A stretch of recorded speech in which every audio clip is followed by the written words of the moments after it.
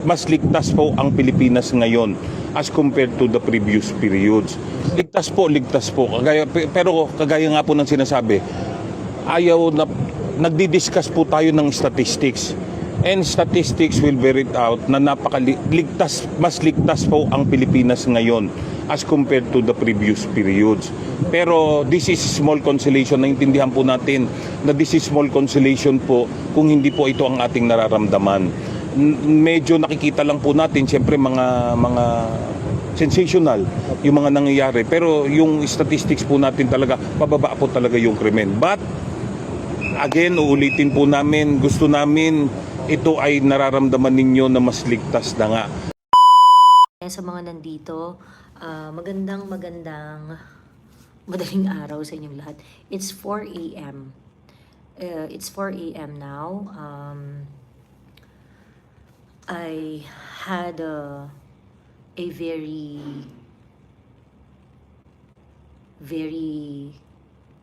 important conversation with some of my friends. Pasensya na kayo, masama rin kasi yung pakiramdam ko. Kaya hindi rin ako maka-live ng kanina. I have to rest kasi talagang grabe, sobrang sakit ng lalamunan ko. Parang medyo sinisinat-sinat pa ako and parang pakiramdam ko talaga tatrangkasuhin ako. So that is why medyo hindi ako nakapag-live ng usual schedule natin. Ang daming nangyari ngayong araw na ito. And this past few days, to be honest, nakaka-disturb na kasi because of the criminality na nangyayari, yung mga movie driver na binibiktima, alam mo yun, ang masakit kasi, no, dito mga nakakaraang araw, yung mga biktima talaga ay yung mga tao na lumalaban ng pata sa buhay. And sunod-sunod na nga yung mga Grab, Move It, yung mga TNVS, yung mga motorcycle taxi. Sunod-sunod na nagpo-post na meron silang mga pakiusap na kung hold upin nyo ko, pwede ba na buhayin nyo naman kami. Then may picture pa ng pamilya, may picture ng mga anak. It is just so very heartbreaking na nauwi na tayo sa ganitong sitwasyon. Nauwi na tayo sa ganitong klaseng nauwi na tayo sa ganitong klaseng kalagayan. I would just like to show you, no, kasi para makapture ba natin dito sa live na to, in the future makita natin kung ano ba yung talagang sinasabi ko. Ayan. Okay? Ayan.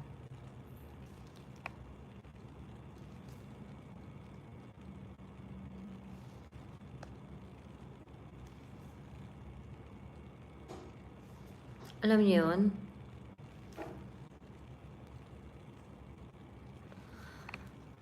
Sabi ni Meki Mek, ate sorry, out of topic, meron nagsisirculate sa post na essay about sa na-dismiss na fourth impeachment. Yun ba yung dati pa? Parang dati pa yata yan.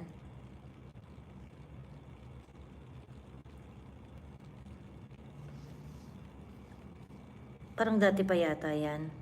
Parang wala namang bagong announcement ng Supreme Court.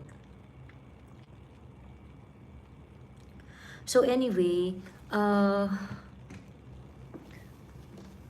the clamor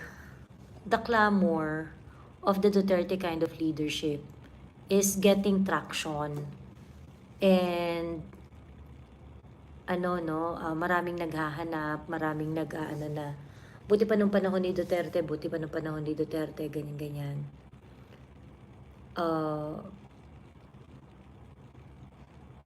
Whatever PRRD did nung panahon niya, undoubtedly, ito ay kinaluguran ng mga tao. Kasi, sabi ni 3K Brandy, di po ba kayo makatulog? Well, kasama na rin doon Yung about sa hindi na daw kakasuhan yung mga nagsasalita tungkol sa impeachment yata.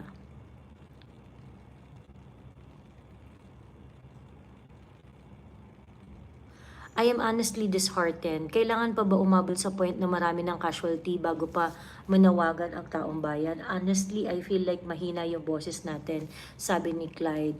Well, sa totoo lang, it is not loud enough. Hindi sa mahina yung boses natin. Yung boses natin is not loud enough. So, how are we going to increase, how are we going to make our voices louder? That's the challenge. Ayun. So, ngayon, sakit sa heart, sa totoo lang. Yung, dati hindi sa atin yung lansangan before PRRD. PRRD time, binalik ni PRRD yung lansangan sa atin. Binalik niya yung kalsada sa taong bayan. We were able to live our life, do our thing, na hindi tayo natatakot sa safety and security natin. May isip lang natin kung ano yung mga pwede nating gawin in order to improve our lives, focus on economic activity to improve our lives. 'Di ba? Ganun lang yung ganun na yung iniisip natin nung panahon ni PRRD. And now we're back to square one. Concern natin kung buhay tayo o patay tayo. Yun na yung nagiging number one na concern ngayon. Hi. Ayun. Is it still not loud enough po or sumisigaw tayo sa tengang tinatakpan nila? Sabi ni Macintosh Salvatore. Well, it is not loud enough.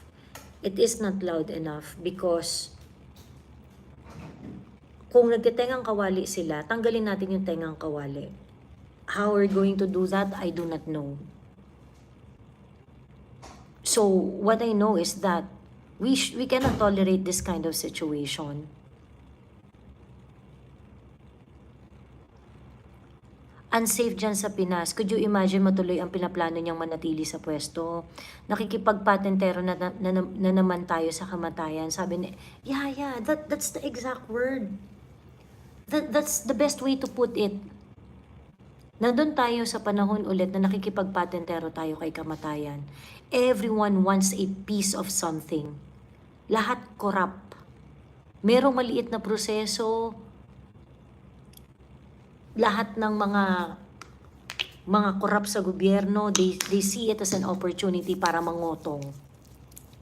Nakita niyo po yung banat yung post ng Lovely Granada na para bang sinasabi niya na pinlano ng mga Duterte lahat ng mga crimes para sabihin sa mga tao na need nila ng kamay na bakal to promote VP. Stupid lang sobrang stupid.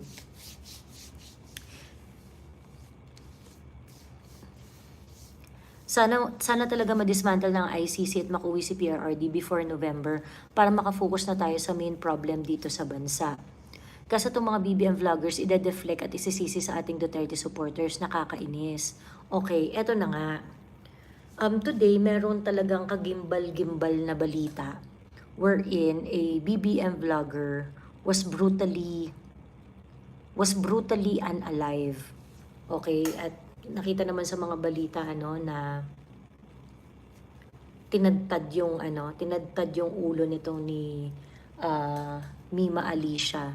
So according sa mga balita, pauwi na siya ng madaling araw sa kanilang bahay na inuupahan na apparently bagong lipat lang sila doon. Wala pa silang 1.5 buwan doon sa bahay na kanilang nilipatan.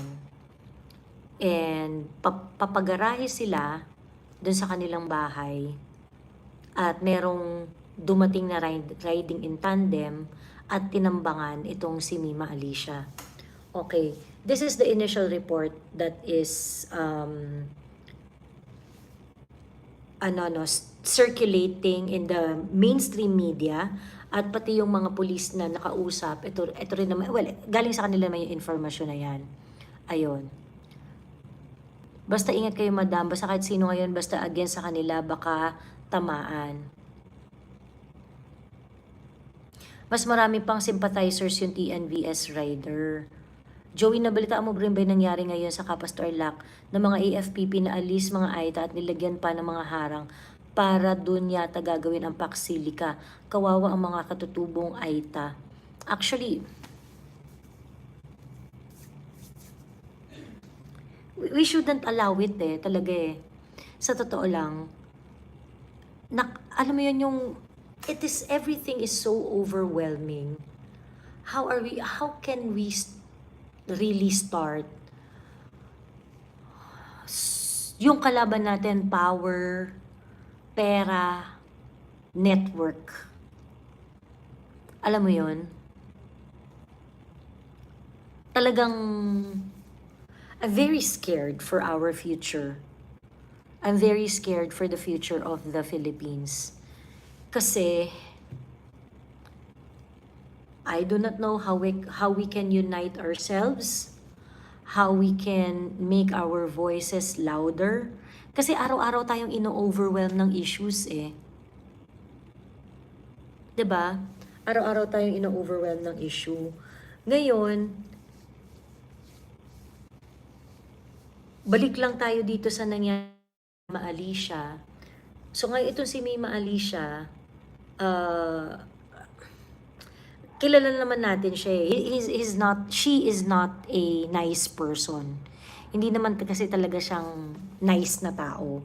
Yung mga vlog niya, hindi naman talaga yung vlog na magagamit mo for intellectual discussion. Yung vlog niya is really about trolling, pambabalahura kay VP, ganyan-ganyan, and things like that. Yung nangyari kay Mima Alicia, nobody wants that to happen to her. Kahit pa sobrang asshole niya sa vlogging, kahit sobrang asshole ni Mima Alicia sa social media, I do not wish her harm. I do not wish her harm. Kasasabi ko lang to kagabi nung nag-live ako. Sabi ko nga, sa social media at sa politics, politics lang. Pero wag naman tayo aabot sa patayan. Wag tayong umabot dun sa ganyang kabrutal na no? Okay. Now, obviously, the immediate reaction of the anti-Duterte community is to spin it and idiin yung nangyari kay Mima Alicia sa mga DDS. And some pages, pro-BBM pages, is brazen and stupid enough na sabihin na, ano yan, mga Duterte Death Squad ang gumawa niyan kay Mima Alicia and things like that. And sobrang baboy lang kasi while I do not celebrate what happened to Mima Alicia, let us just be real here. Mima Alicia is not a nice person. Okay? Hindi naman siya talaga nice na tao. Hindi ko sineselebrate yung nangyari kay Mima Alicia. No one deserves that. Okay? No one deserves that, na maganyan ka. Okay? Pero mali naman na while wala ako masyadong wala ako masyadong bubog sa nangyari sa kanya. I do not celebrate what happened to her, and I hope she gets justice doon sa nangyari sa kanya. I'm sure everyone can relate. Alam mo, Joey, simula nung nakuha ulit nila ang majority, grabe yung anxiety ko. Sobrang negative ng tingin ng future ng country natin. Ayun. Sabi ni Jupaw, sorry Ma'am Joey, di ako naaawa sa kanya. Wala naman akong feelings sa kanya, sa totoo lang. Wala akong feelings sa kanya. Pero hindi ko sineselebrate yung nangyari sa kanya. I am not celebrating it. And I am hoping na makakuha siya ng hustisya. Na buwisit lang ako na ini-spin ito ng mga BBM vloggers as if kagagawan ito ng mga Duterte supporters or kagawan to ng kampo ng mga Duterte. Okay? I would just like to inform everyone how Mima Alicia is a person na hindi naman talaga kaiga-igaya. Okay? May talaga, meron talagang attitude to si Mima Alicia. I'm going to tell you something about, some bits that I know about Mima Alicia. Pero, it doesn't mean na it doesn't mean na ito yung reason kung bakit nangyari sa kanya yan. Hindi natin alam. Pero it is something that the authorities should explore. First and foremost, I would just like to tell you my experience, my personal experience kay Mima Alicia. Si Mima Alicia, follower ko yan sa TikTok noong before election, tsaka immediately after election. So, kilala ko siya, but I never met her personally. Kilala ko siya kasi nanonood siya ng vlog ko sa TikTok. Nanonood siya ng vlog ko sa TikTok noon. Nagkaroon ng mga kaaway si Mima Alicia na mga followers ko din. And I think that is the time when I started parang kakaiba tong batang to, ganyan. Kasi meron siyang nakaaway na follower ko rin, nakaibigan ko rin. At yung away turned into a very, very ugly away. As in, sobrang balahuraan na away. Yung nagbababuyan sa social media. And when I say babuyan, yung babuyan na malala na, alam mo yun, yung mga personal stuff, sinasabi, pinupost yung mga anak, pinupost yung mga kamag-anak, yung mga ganyan-ganyan. And it was an ugly, ugly fight that I have to tell my friend na, alam mo, better na wag mo nang patulan to. Kasi ito yung tipo ng tao na hanggat hindi ka tumitigil, hindi siya titigil. Ganon. Ganon siyang klaseng tao. So that is my first glimpse of Mima Alicia as a person. Hindi talaga siya nice. Hindi talaga siya nice, okay? Sabi ni Austrian Painter, dami pag gising. Oo nga 476 pa kayong gising ha. Ayun, okay. Now, later on, nagkaroon na siya ng mga issue. May sariling lakad na to si Mima Alicia na mga ginagawa. And di ba na-issue pa nga siya na doon sa parang, I think it was Boss Dada who posted it na parang isang Zoom call na nandun si Mima Alicia hosted by Nino Barsaga kung saan nag-handle itong si Nino Barsaga ng mga BBM vloggers na ng mga Martin vloggers na babayaran kayo hanggang 2028 ang kontrata ninyo, ang gagawin nyo lang, atakihin si Inday, atakihin mga Duterte, things like that. Tapos bayad kayo hanggang 2028, mga ganong etchos. Mima Alicia was in that Zoom call. Ngayon, sa akin kasi parang yung mga tao, bahala na kayo sa mga trip ninyo. Kung gusto niyo magpabayad, magpabayad kayo. Parang sa akin I mean, hindi na ako mako-concern dyan. Konsensya nyo na yan at saka sarili yung decision yan Siya din nagkalat na may anak si Banat Bay, sabi ni Ann Harot. Actually, marami talaga siyang chismis. At yung mga chismis ni Mima Alicia, karamihan talaga, sobrang wala talagang basis. Viewers at the moment are either graveyard shift or OFW. Siguro very few yung nagpupuyat lang talaga, sabi ni Kuwagong Puyat. Ayan. Katulad mo ba? Katulad mo ba, Kuwagong Puyat? Ayan. Okay. So, ayan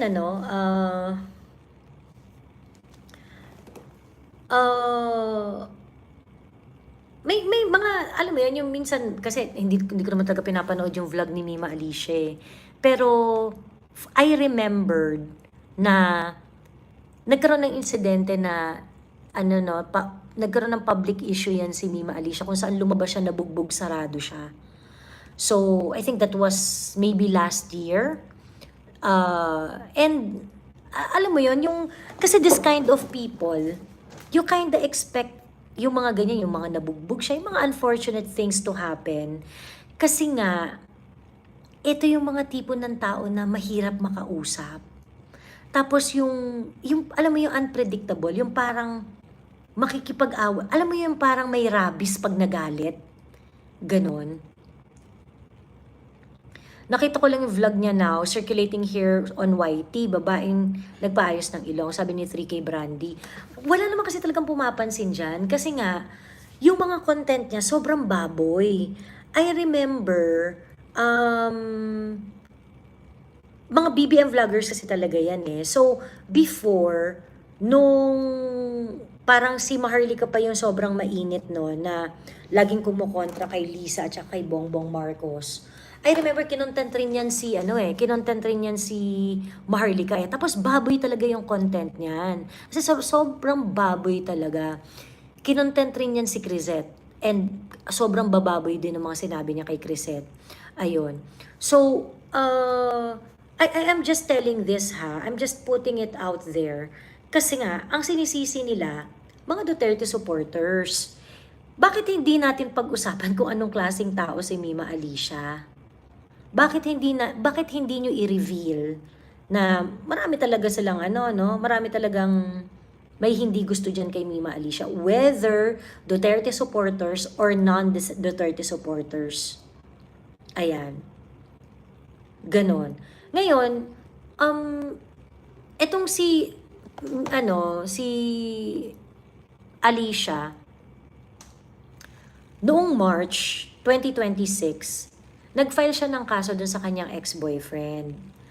Rumor has it na talagang, kasi nga nagbugbuga na yan before eh.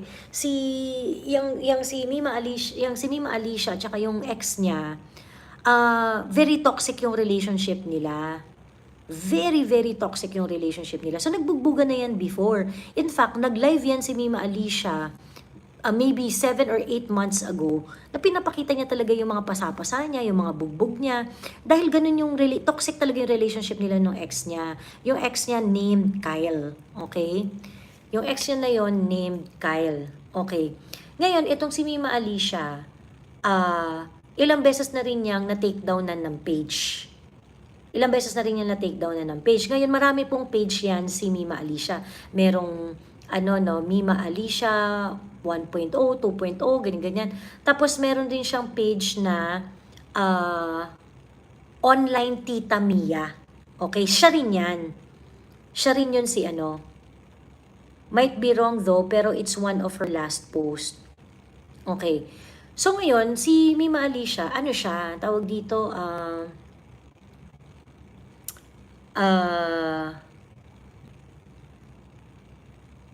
marami siyang page. At isa sa mga page niya is itong online Tita Mia na to.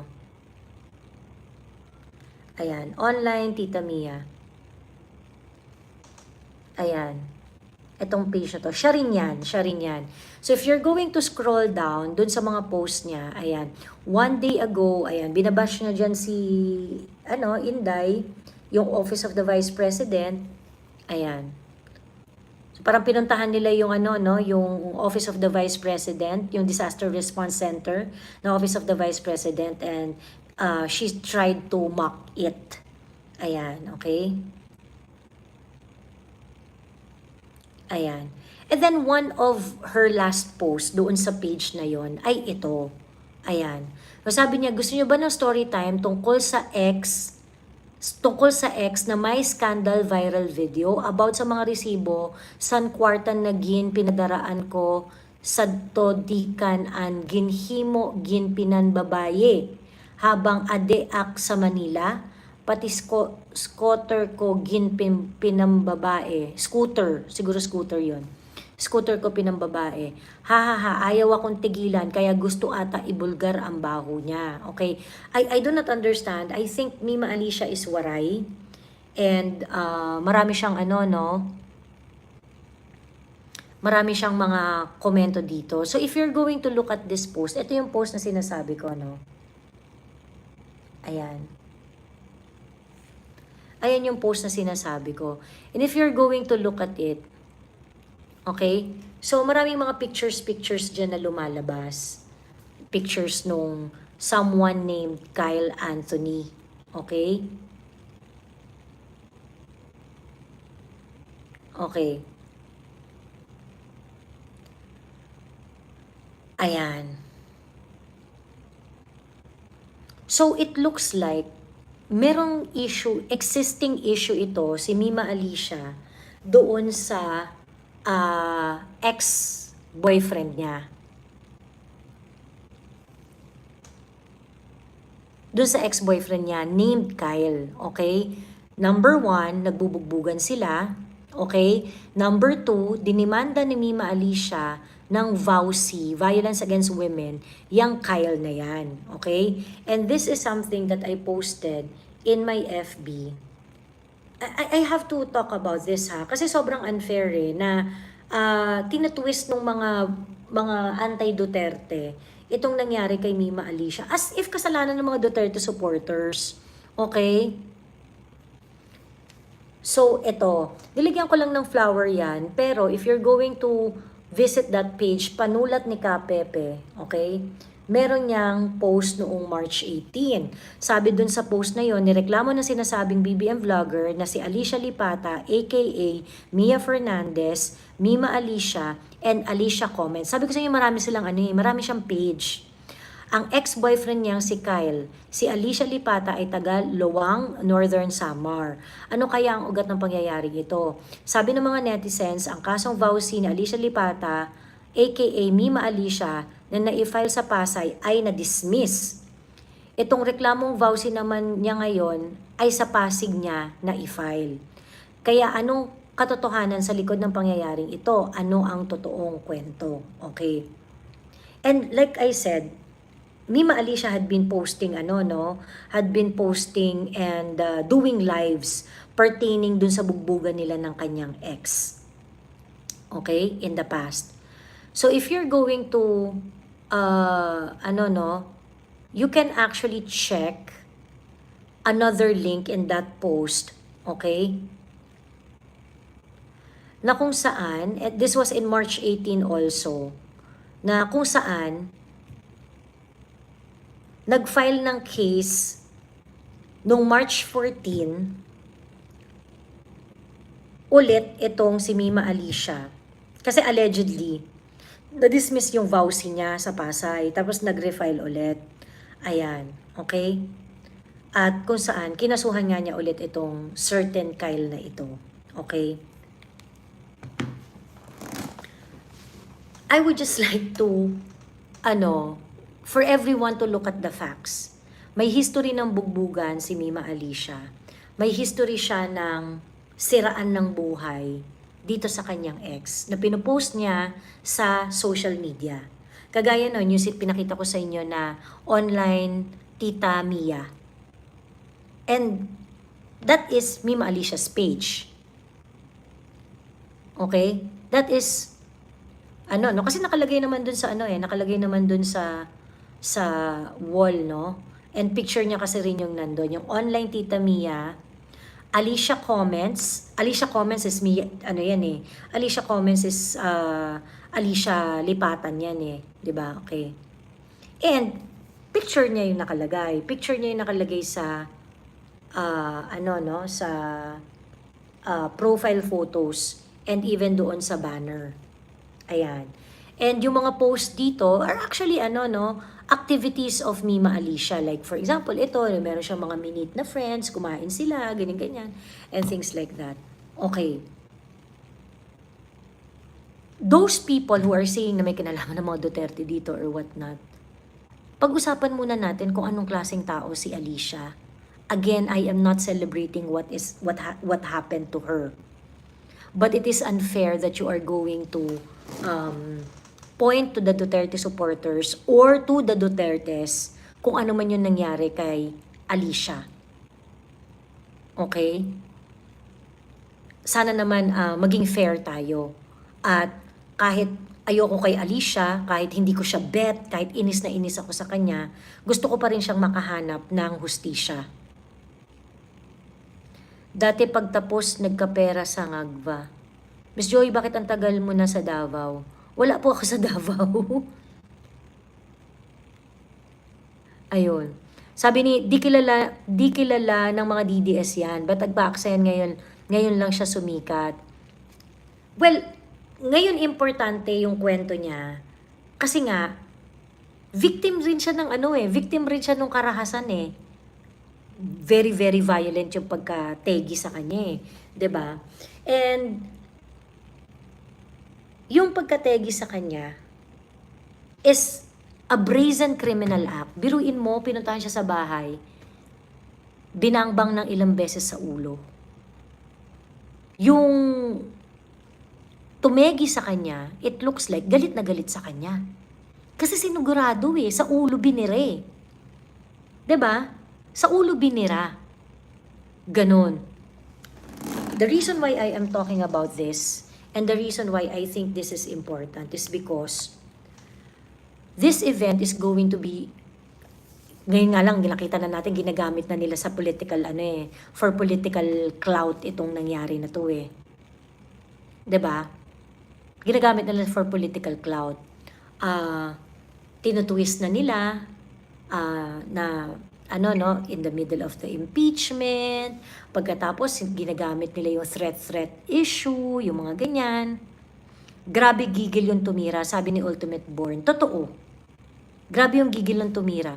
Ngayon, may isa pa pala akong gustong i-point out. May isang account,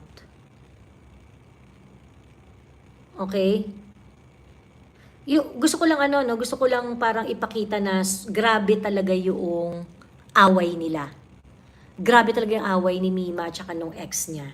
Okay, to the extent na, okay, merong isang account na ito yung pangalan ng ex niya eh. Okay? So if you're going to look at this account, ang nakalagay dito, my second account, Kyle Anthony Tan Kui. Okay? Itong account na to, gamit yung picture nung certain guy na yon. But if you're going to scroll down, lahat ng mga post doon, derogatory para kay Kyle. As in, yung mga ganyan. Kagaya nito, customer satisfied, 2 puffs, solve, deep throat, 1,700 pesos only. Alam mo yon, yung parang itong account na to was created to humiliate Kyle. Pagkatapos meron pang mga picture na labas yung kanyang talong, yung mga ganon. Pinost pa yung kanyang driver's license. Alam mo yon? So, I am just pointing this out at merong mga very, very personal photos na nakalagay din. So the primary suspect is the ex, sabi ni Gracia. Well, hindi pa naglalabas ng official report yung PNP. Although narinig ko sa DZRH na interview na isa ito sa mga anggulo na binabantayan nila. Ayan, okay? So, if you're yung kaninang page na pinakita ko sa inyo, no, hindi ko na lang kasi mapakita ngayon eh. Kasi sobrang lalaswa ng mga nakapost doon. Pati yung lalaki nakahubad, tapos nilagyan lang ng smiley yung talong, yung mga ganon. So, I do not know, no? Pero, I am not saying na si Alicia ang gumawa nitong page na to or whatsoever. What I am saying is that si Kyle merong kaaway na matindi. Okay? Si Alicia, ilang beses niya nang dinimanda itong Kyle. Meron ding history itong si Kyle at si Mima Alicia ng bugbugang malala. Okay? So if you're going to tell us na Duterte ang may kasalanan dito, why don't you look at this angle first? Kasi ito yung reasonable eh. You know, there might be other possibility. Hindi naman foolproof yung theory na yan. 'Di ba? Hindi naman foolproof yung theory na yan na baka si Kyle ang merong interest na ipategi itong ipa-unalive itong si Alicia, ganyan-ganyan. Hindi natin alam kung meron pang ibang explanation.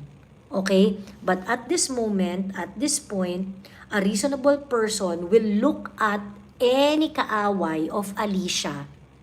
Okay? Any kaaway of Alicia.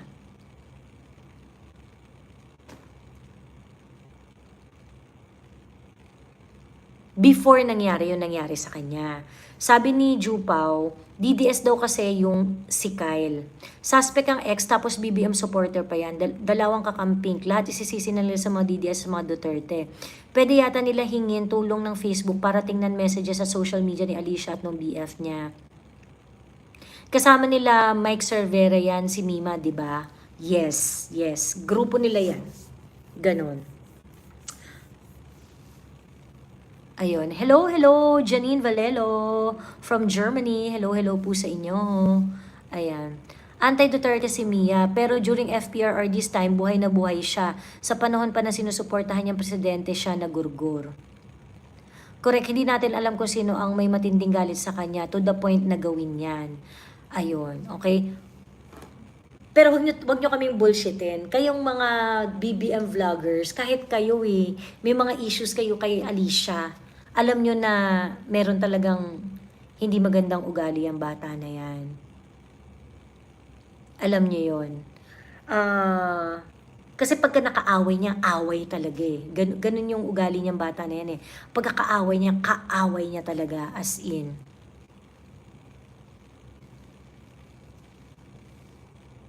Kahit si Falsis pinapatulan yung DDS daw nagpategi. Falsis has fallen so far from grace. Wala na di siyang respeto sa sarili niya. Pero mabalita about sa hatian daw magbayad. Sabi ni, well, yun yung isa sa mga anggulo na umiikot na parang nagkaroon ng problema sa hatian, ganyan-ganyan, yung mga ganong etos-etos, ganon, na parang magkano ang bigayan, things like that, yung mga ganong-ganong bagay.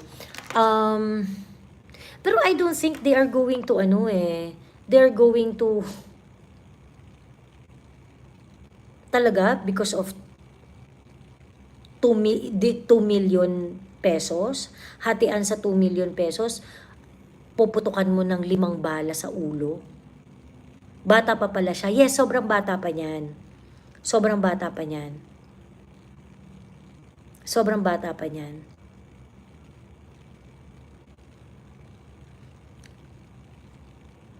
Ayun, okay? Now, ngayon, isang assure natin dito is that ganito nakabrace gumawa ng krimen yung mga kriminal. It has nothing to do whether yung biktima is BBM supporter, DDS, yellow, pink, or whatsoever. It doesn't matter. Ang biktima ay biktima. Pag ikaw ay naging biktima ng karahasan, wala kang politika. It doesn't really, your politics doesn't really play a role in it.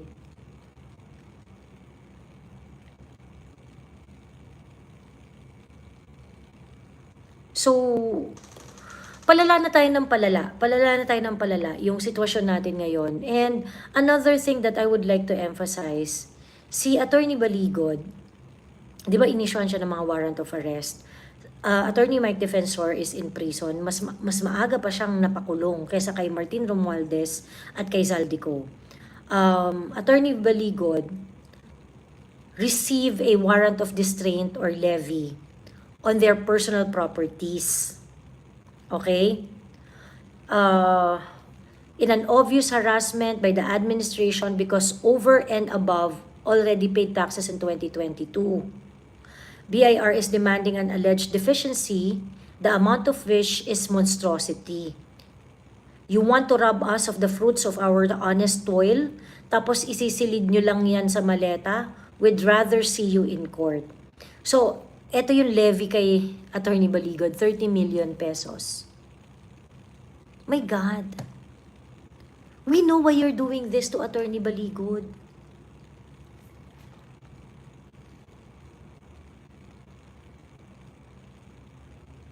Sobrang lala na nito nangyayari sa bansa natin, my God.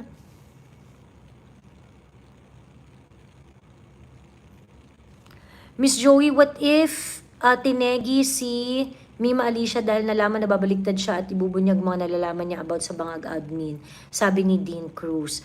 Actually, well, this, conspiracy theory yan, very, very, very, very speculative yan. Pero alam nyo, kung ganyang level lang rin naman ng speculation, I hope na, kasi if you're going to look at it, di ba hindi naman sikat yan si Alicia talaga? Kasi si Alicia, ang nakikinig lang naman sa kanya, mga BBM supporter na lang din eh. Wala naman siyang nakukonvince na bagong tao. Wala naman siyang nakukonvince na bagong tao. Wala naman siyang nakukonvince na mga neutral. Kasi nga, kumbaga, ang audience niya is yung mga tao na supporter na rin talaga ni BBM. Ganon. Ngayon, I really feel na si Alicia, because of her style in vlogging, I really think that she is a liability. Balahura eh. If you're going to listen to her live, walang value. Balahura talaga. So, alam mo yun, parang ano siya talaga, hindi siya nakakatulong sa team. Hindi siya nakakatulong sa laban nila. Hindi siya nakakatulong sa laban nila. In fact, I think itong si Mima Alicia, ang isa pa sa mga reason kung bakit nauubos yung mga supporters nila. Ganon. Puro slander, yes. Do you mean na totoong pinatay siya na Duterte supporter or I'm wrong? No! Bakit naman Duterte supporter ang papatay sa kanya? Wala tayong proof. Ganon. What I mean is that, posible na, baka rin mga kagrupo rin nila yung nagpatira sa kanya. Alam mo yun? Kasi unang-una, what I'm trying to say, Dean Cruz, is, number one, liability siya sa grupo ng mga BBM supporters. Liability siya doon.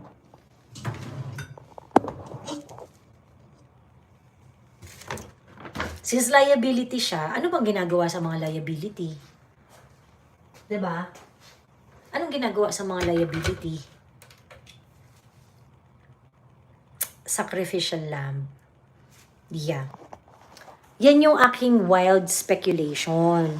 Alam mo yun, yung parang mamaya kapwa nila BBM lang rin, kapwa nila sa kampo ng team nila yung nagpatira dyan.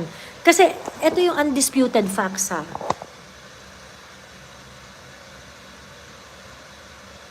Meron talagang tumira sa kanya. Kasi biruin mo, inabangan siya sa bahay. Inabangan siya sa bahay. Pagkatapos, it was made sure na tegi siya talaga.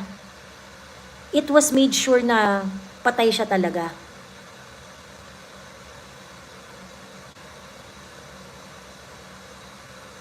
Ayun. Sa matinding pagpatay, dalawa lang yan, pera o relasyon. So, yun. Pero kasi, if we're going to look at her life, ang pinaka-reasonable kasi, sino ang may motibo, 'di ba? Kaya nga dapat tingnan natin yung ano niya, yung personal circumstances ni Alicia.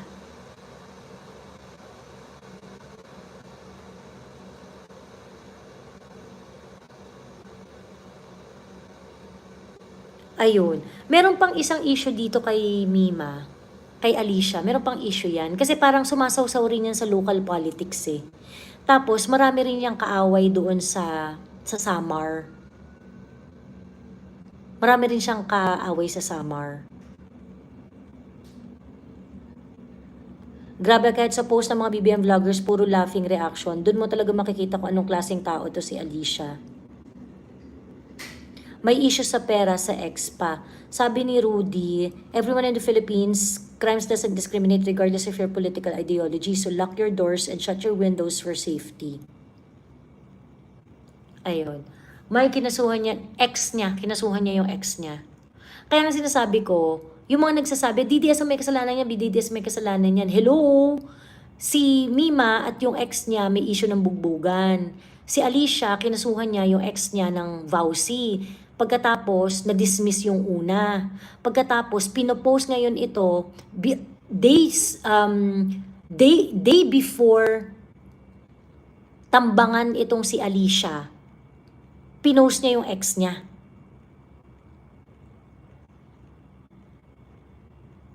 Well, kung local politics, mas delikado talaga yan kasi may involved sa national politics, sabi ni Bright. Correct.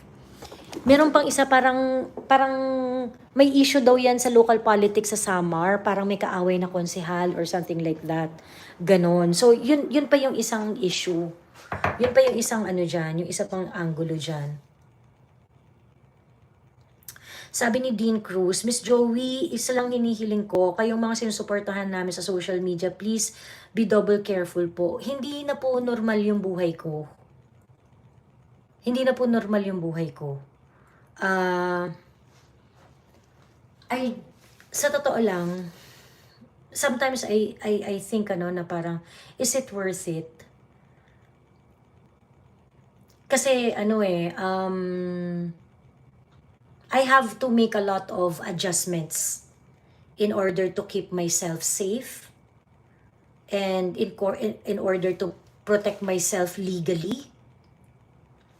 So, matagal na pong hindi normal ang buhay ko. Kaya, doon sa mga doon sa mga tao na nirerespeto yung galit ko, doon sa mga tao na nirerespeto yung aking, yung, kasi alam niyo naman, di ba, ilang beses ako talagang nagwala dahil yung mga supposedly Duterte supporters, siya pang tumitira sa akin. Siya pang nang aaway sa akin at siya pang nang bababoy sa akin, di ba? But they do not know the things that I have to go through. Things that I have to fight alone. Kasi nga, hindi naman ako, hindi naman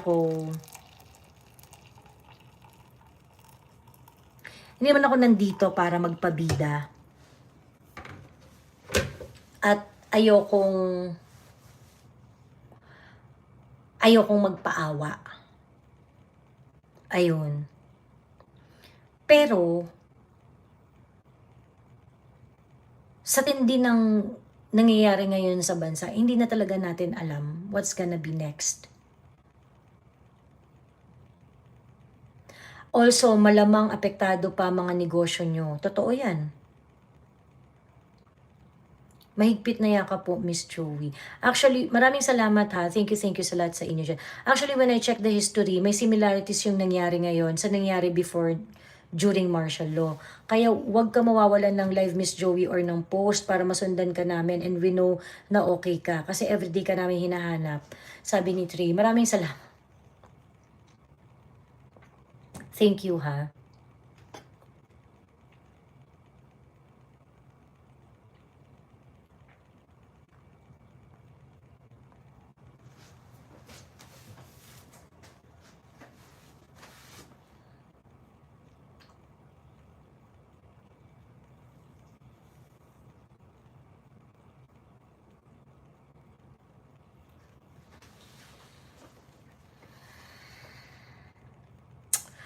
Actually, halos lahat tayo hindi na normal ang buhay. Tayong lumalaban ng patas ng marangal, tinetegi, tapos sasabihin ni John Vic safe.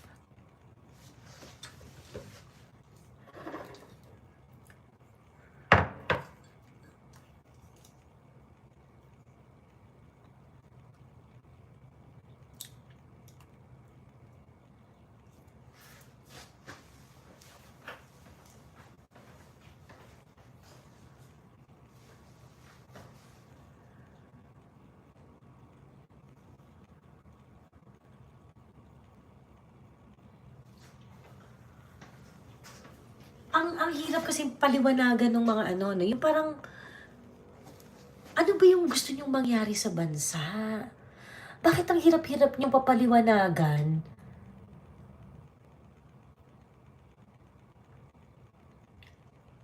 Na mas importante ang maayos na bansa kaysa dun sa politika ninyo. 'Di ba? Bakit ang hirap paliwanagan dito sa mga tao na to na while we cannot see each other eye to eye sa politics, hindi ma-justify nung disagreement natin sa politics yung pagsira nyo sa buhay ng ibang tao.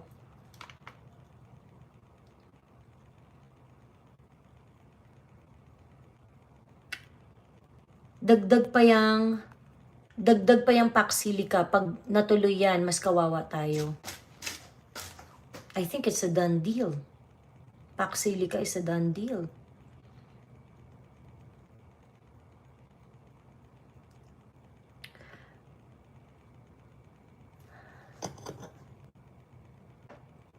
Honestly, I pray every day that God will look down at the ordinary Filipino people who are suffering because of the corruption of the Marcos administration.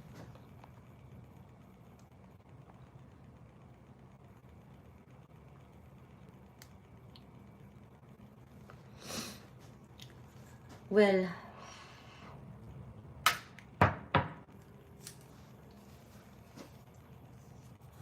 Pax Silica. Ano yung silica na yon, Joey?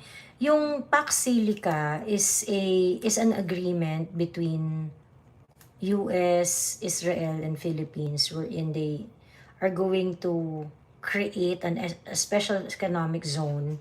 They're going to rent out acres and acres of land for 99 years dito sa Americans and Israelis. And that is to, parang sinasabi nila, parang to develop AI technology, gawa ng chips and things like that. Wherein, ang gagamitin nila doon ay mga raw materials na galing dito sa Pilipinas. This agreement, I think John Reiter put it, put it simply and completely kung ano yung Pax Silica. It is basically a modern day colonization. Walang technology transfer, walang 'di ba? Parang siya talaga. Sanctioned na pagnanakaw ng yaman at pagsunod sa among banyaga.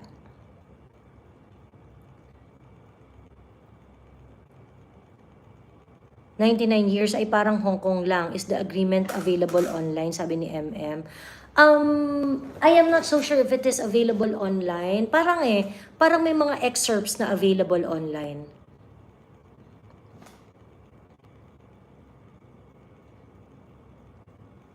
Todas naman ng Pilipinas dyan sa agreement. Hindi sa tanga si Marcos, he is sell out.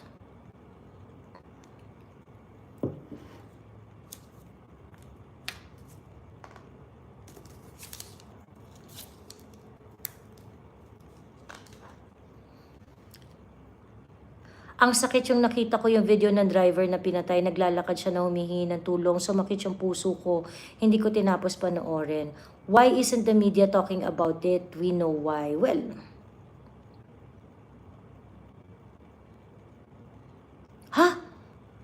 magnitude 7.4 earthquake in Guatemala, Mexico.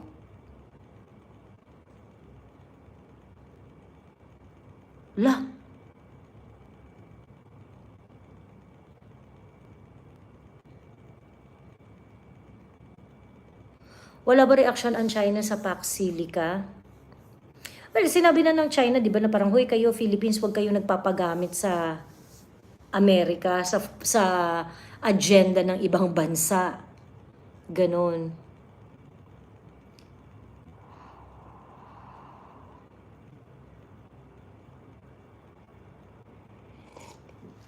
Maganda yung pagkakasabi ni dyan sa Pax Silica, ni John Reiter.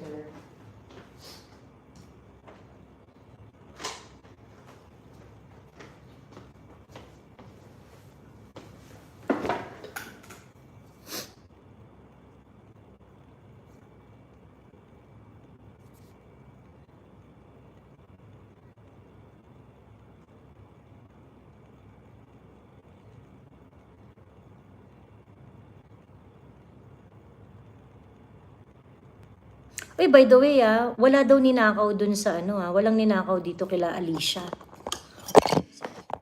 Walang ninakaw.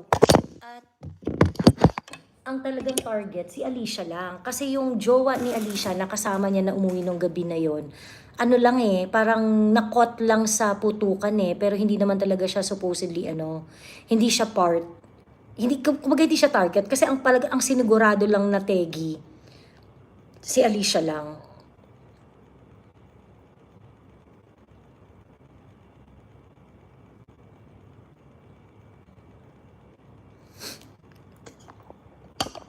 Na-take down po yung mga accounts ko kasi Facebook mismo yung nag-take down. Hindi pa naman ako na-hack. Hindi pa ako na-hack. Awa ng Diyos.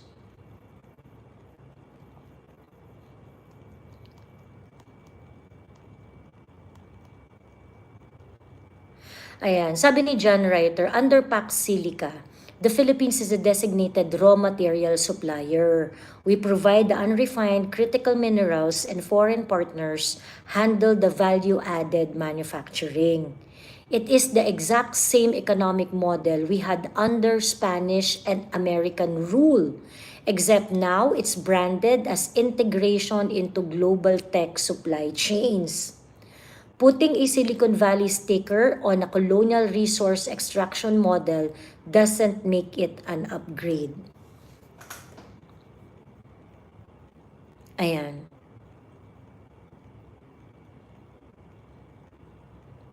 Fake daw po yan kay Alicia, sabi ni Gaia's Opinion, sabi ni Ann Colette. Ni-report na ng mainstream eh. Tapos, nagsalita na rin yung, yung PNP about it.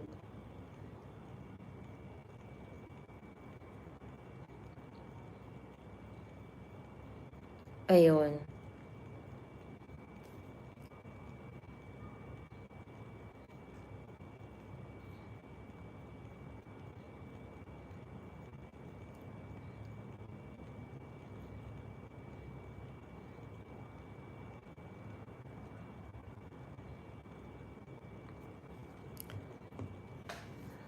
Collateral ang BF niya. Parang nasa hospital yung BF niya eh. Natamaan ng bala. Pero buhay. Yung si Alicia, siya talaga yung tinarget. Kasi sa ulo yung tama sa kay Alicia eh. Dumaan sa Congress and Senate yung PACs na yan, madam. I think hindi pa.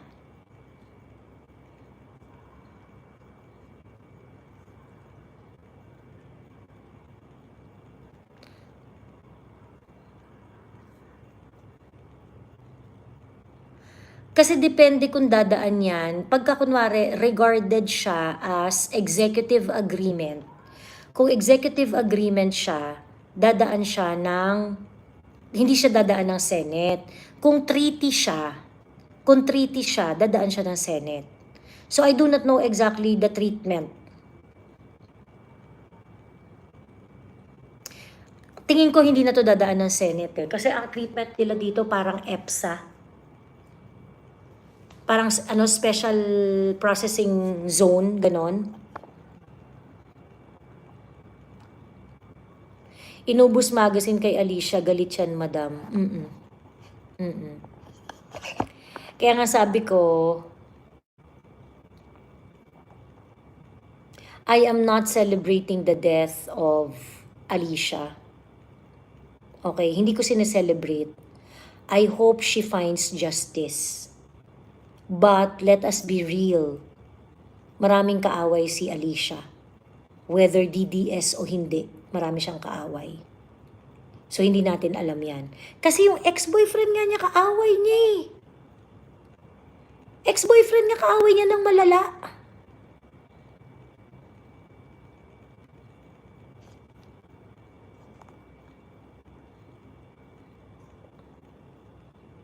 So grabe to, no? Sobrang lala nitong sitwasyon na to. Kasi sabi ko nga parang pa-upgrade yung pa-upgrade yung mga, yung gulo. Ayun.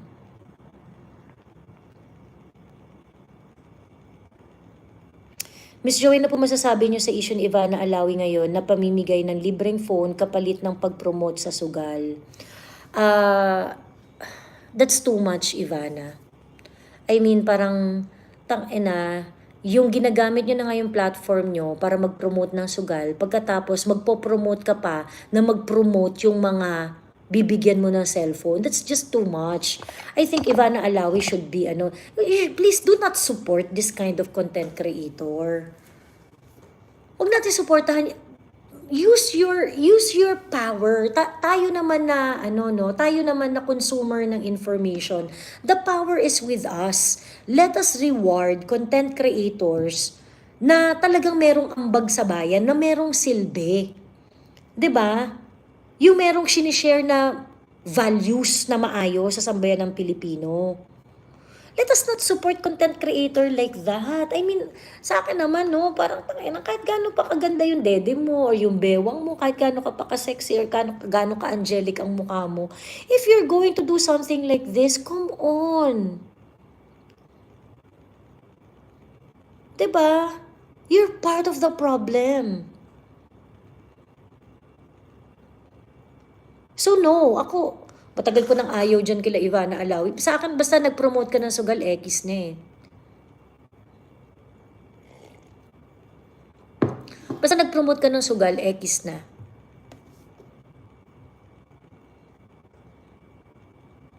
Ayun.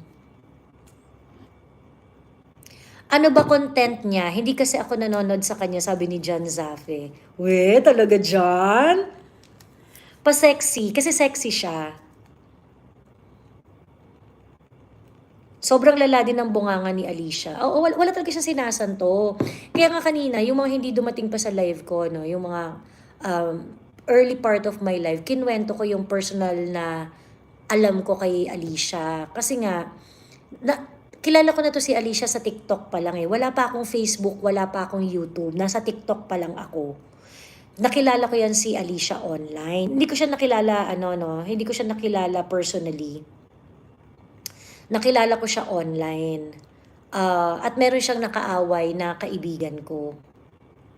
Ayun. Sabi ni Kael, and I so agree doon sa sinabi ni Kael. Sabi niya, by all signs, her personality really has a tendency for conflict and violence, regardless if it is from DDS or from her personal life. And I really hate to say it. But at the time na nakaaway niya yung kaibigan ko sa TikTok, at the back of my head, I said, etong batang to, grabe makipag-away to, one day mababaril na lang to.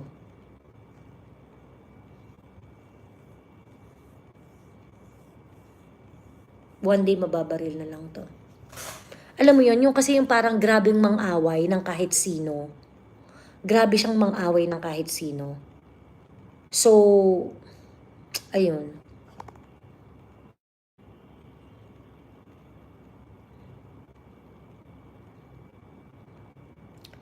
Poverty porn, Dean Cruz. Poverty porn.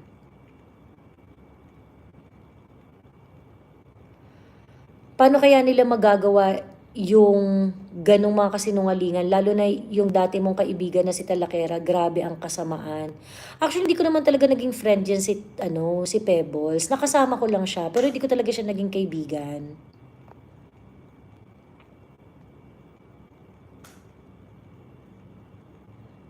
Nasabi ko rin yan, iba siya, bastusan kung bastusan, sabi ni Jax Wong. Di lang naman si Inday ang binabanatan niya. Marami nga, pati local politics nakikiano rin siya. Meron rin siyang sausaw sa local politics. Ang local politics, mas matindi yan. Mas matindi yan. Di ba, si Kap Bukol, local politics ang dumali kay Kap Bukol di ba?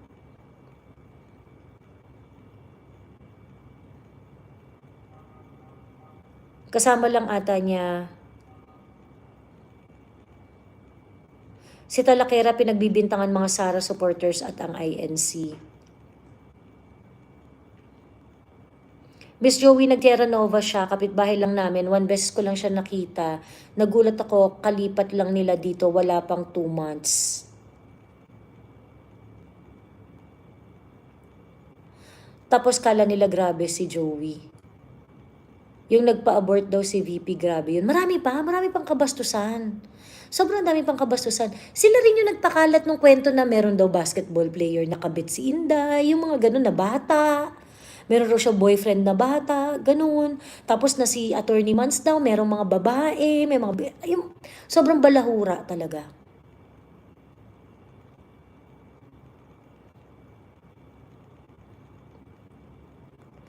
Buhay pa kaya yung mga video, madam? Na-curious tuloy ako kahit creepy manonood ako. Sabi ni V Mexico. Well, to satisfy your chismis bones, tingin ko may YouTube siya. Yung YouTube niya ni Alicia, naalala ko noon, na-take down yan ilang beses.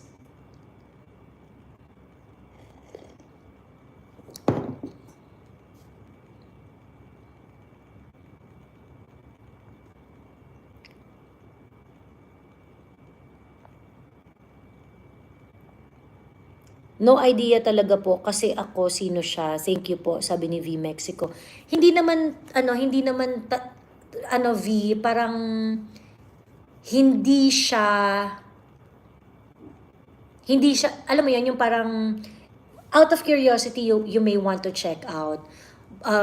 Hindi nga siya talaga kilala ng karamihan ng mga Duterte supporters kasi nga, itong si Alicia na to, ang nakikinig lang naman sa kanya, yung mga loyalista. Kasi unang-una, hindi naman siya matalino. Wala namang kwenta yung mga Sorry ha, sorry for being blunt. Pero, si Alicia, parang ka-level niya si Maui.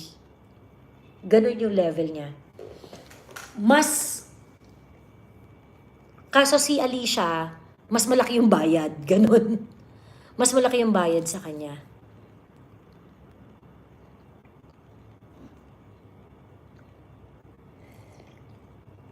May video siyang kasama si Risa H. Ang alam ko nga ano siya, Martin Vlogger siya eh. Martin Vlogger siya kasi naalala niyo yung, teka hanapin ko yung video niya before ako mag-end live sa video ni Boss Dada, pinost yun ni Boss Dada yung parang video conference call, si Nino Barsaga yung si Nino Barsaga yung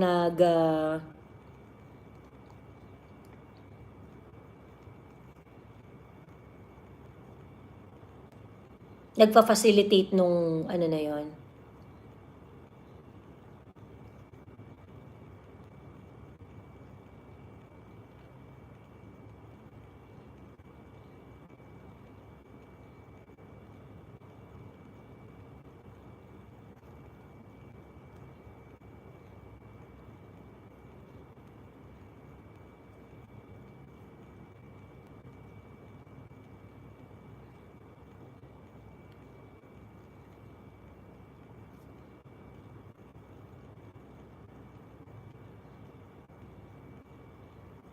Vloggers.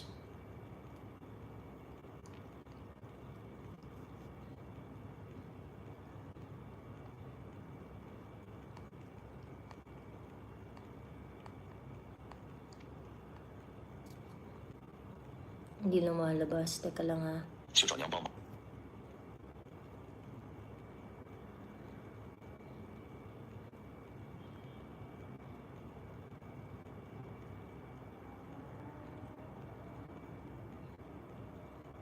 Bino ko.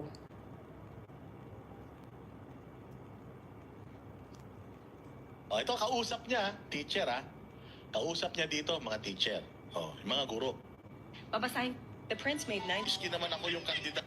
Oh,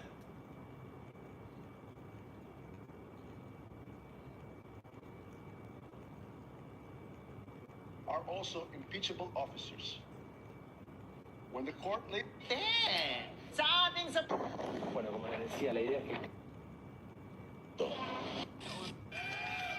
Oh, ito yung mga kandidato niya. Ito yung mga kokonti lang ang tulong na ibibigay. Sorry wait.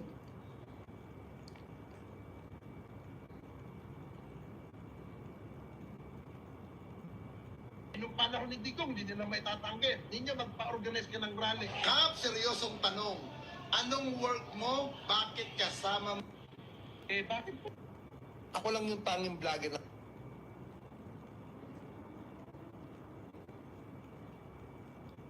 Sino dito? President. Arestado sa operasyon ng Manila Police Yan! Arestado sa operasyon ng Ay, alam nyo, kayo... Kahit anong hirap! Boss Dada.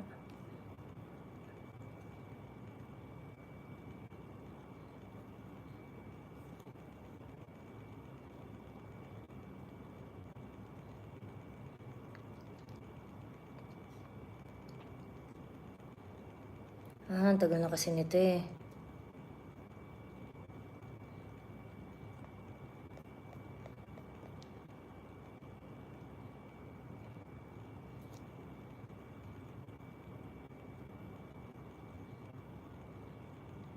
Neo Barsaga.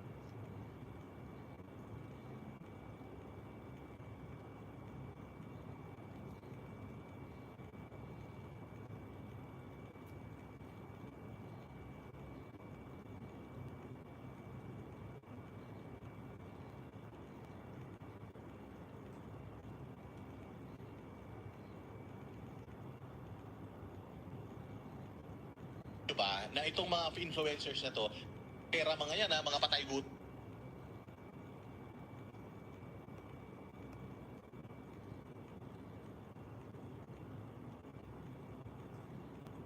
Speaking of satisfaction rate, para papanguhin ang kanilang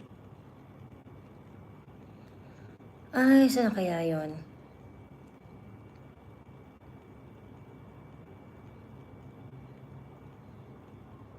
po.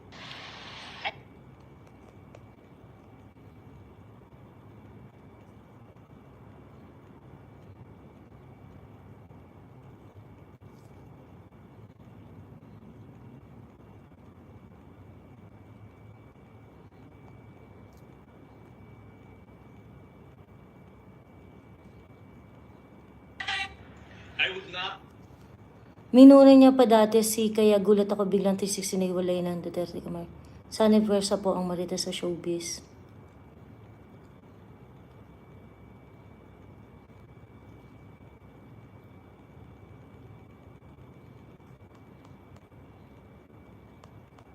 Yan ang packaging ni Yan ang packaging ni...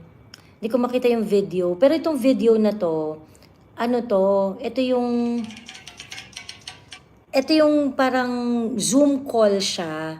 Ang nagpa-facilitate ng Zoom call, si Nino Barsaga.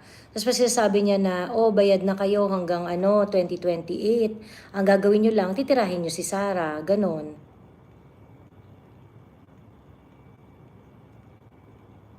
Yun lang ang gagawin nyo, titirahin nyo si Sara.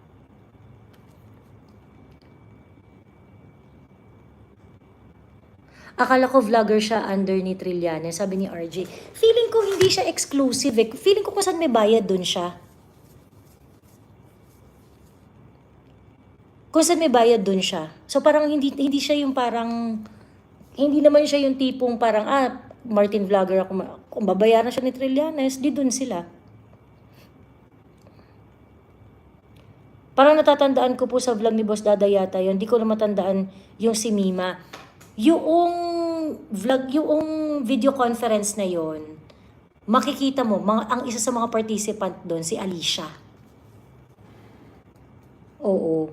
Si Alicia yung doon. Isa sa mga participants doon.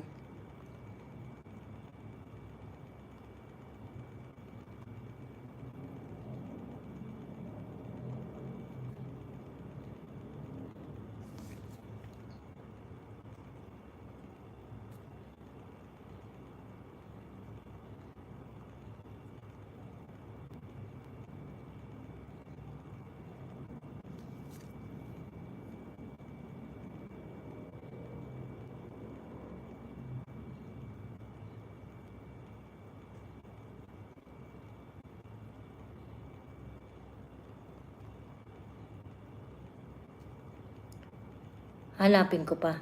Hindi lumalabas eh.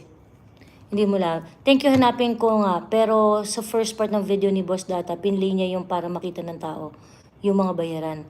Video type vlogger, kung ano ang ihulog na coin yun ng kanta ni Alice. Oo.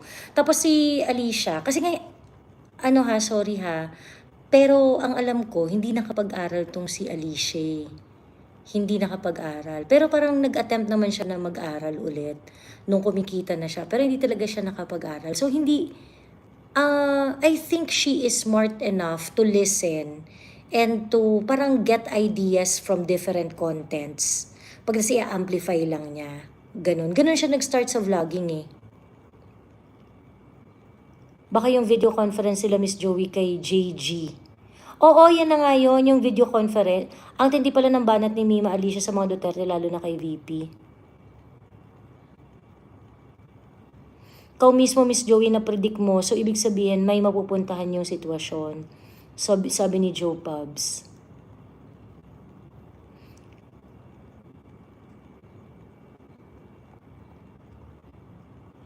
Hindi siya influential. Hindi influential si Alicia. Ganon. Actually, sa totoo lang, tama naman si Direk Daryl eh. Hindi importante itong issue ng kay Alicia. Kaso nga lang, syempre, krimen. Syempre, gusto mo pa rin na, kahit naman sabihin mo na galit tayo sa pag-uugali niya, hindi niya deserve na mamatay sa ganong pamamaraan. So, I still want her to have justice. Weakest link kaya inalay, sabi ni Musekerong Panday. Yan yung extreme ko na speculation. Ang speculation ko na extreme is that she might be neutralized because liability kasi siya talaga. Liability kasi talaga tong si Alicia. Pero, sa isang banda rin, I think kung sino man yung dumali sa kanya, galit na galit talaga. Kasi siniguradong tegi eh. Sinigurado talaga na hindi siya bubuhayin.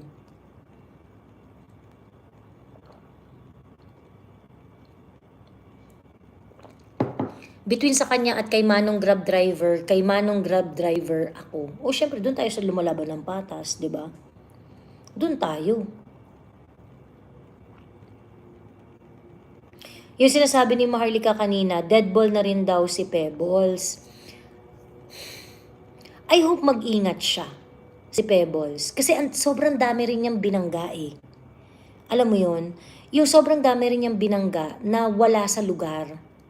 Na parang for the sake of proving yourself, kung sino man yung nagbabayad sa kanya, kung sino man yung nag-hire sa kanya, for sake of proving herself na worth it siyang bayaran. Ang dami niyang mga inaway na hindi naman niya dapat awayin.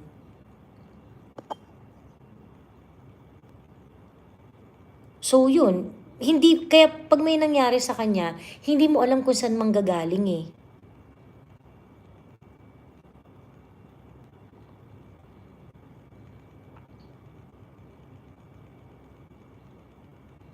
Kaya siya may bahay na daw sa Netherlands si na VP. Kung sakaling meron man, anong problema nila? Nandun yung tatay nila.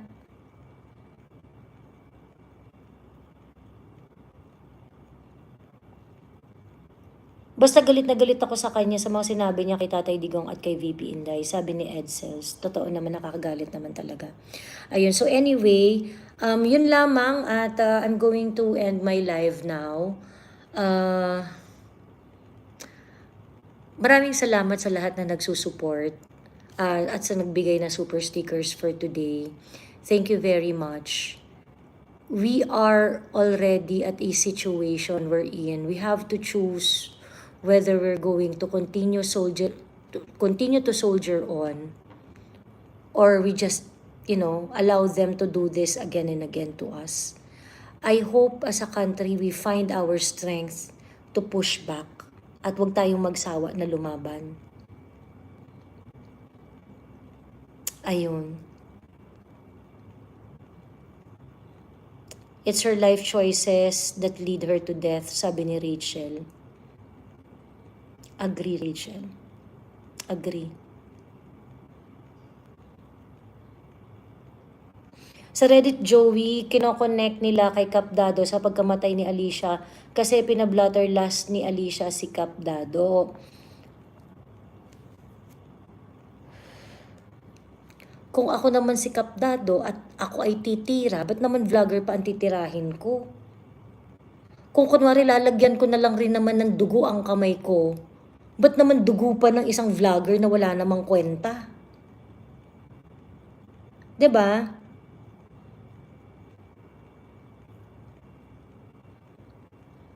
Yun, I mean, if it's true, kung kunwari sabihin na natin na na for the sake of argument, sabihin natin totoo.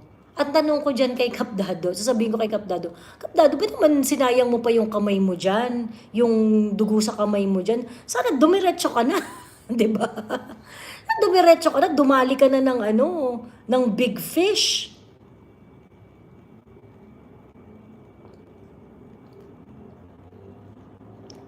Hindi naman nakaka-patriot na Hindi naman nakaka-patriotic na ang titirahin mo, vlogger.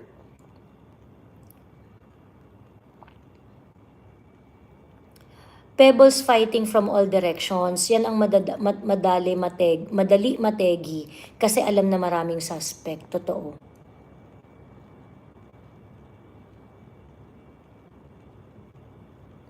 Ayun. Agree, isang dating baron si Kapdado, hindi naman ganyan kababaw yan. True! 'Di ba? I don't think ganun ka-stupid si Kapdado na papatol sa, 'di ba? Probably talagang nabwisit siya dito kay Alicia, but I don't think Kapdado is dumb enough na lagyan niya ng dugo yung kamay niya pagkatapos wala namang consequence, 'di ba? Makulong siya for nothing. Ayan. Anyway, siya, sige na matulog na tayo. Maraming salamat.